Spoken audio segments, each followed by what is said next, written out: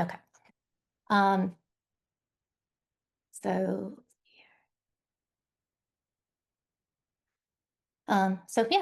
good morning. My name is Jocelyn Triplett, and I'm a developer and the cultural heritage lead at MorphoSource, which is a Hyrax-based 3D data repository at Duke University. Um, we're available at www.morphosource.org. You can see you're in the right place when you see the interactive baboon skull on the front page there. And although we're based at Duke, we have contributions from researchers and organizations all over the world. Just a little bit about us is that we're specialized for the management of 3D data. So we have a lot of 3D objects, CT, MRI scans. We have some images and video as well. We're funded by Duke and the National Science Foundation. Organizationally, we're part of the Department of Evolutionary Anthropology at Duke. And MorphoSource has been around since 2013, but in 2018, we rebuilt the site using Hyrax. We have 5 people on our team. Doug Boyer is our director, and he's also a professor of evolutionary anthropology. Julie Winchester is our technical director. Simon Choi and I are developers, and then Mackenzie Shepard is our data curator. We have about 78,000 object records in MorphoSource. Nearly all of the file uploads we have are digital representations of physical objects. So 78,000 of those physical objects. The majority of those are natural history collections. They come from 1.6 thousand organizations in 80 countries. We have 25,000 registered users, and about 10% of those are contributors or data managers. And then about 220,000 media records on the site. Some of the customizations we have are the LF3D viewer, and that's a fork of the universal viewer. We have 7 different work types and a guided submission process.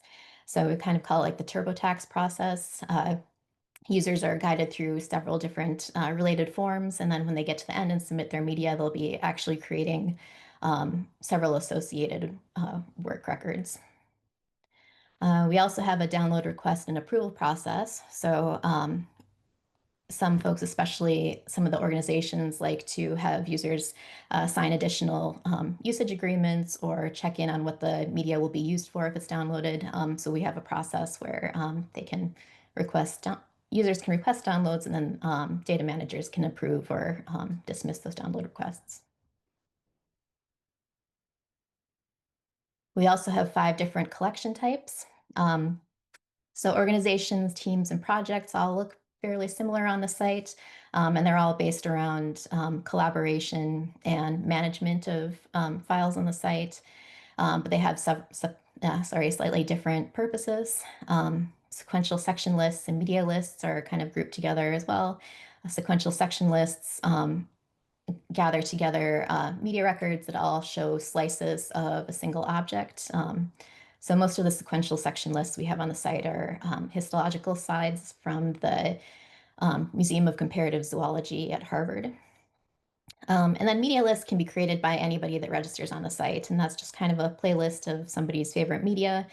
They can be used for making lesson plans or research, just about anything. Okay, so here's the demo. Here's an example media record. This is going to be where most of our users are going to be spending their time. So you can, play with the object in the viewer. We have some general information about the media, technical information about the file. Users can also check out exactly what's in the zip file that they're going to download if they download this. There is one related media. So this is a link to the photogrammetry image series that was processed to create this mesh file. A bunch of additional information about how the mesh file was, or the object was originally imaged, ownership and permissions, that kind of thing.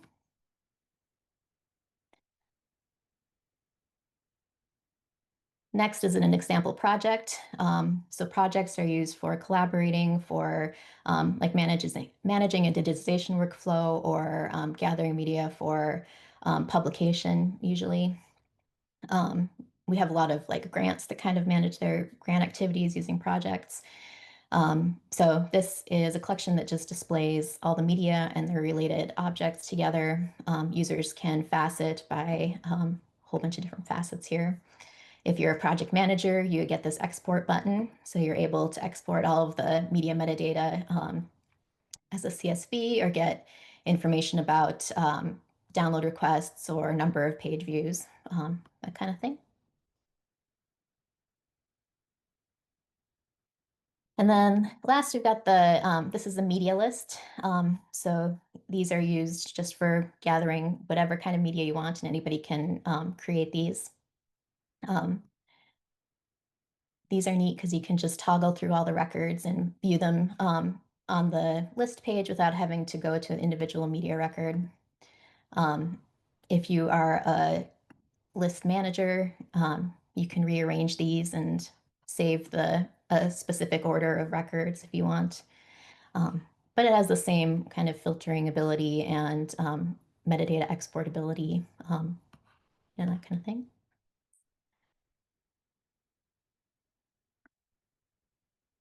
Oh, my backup screenshots.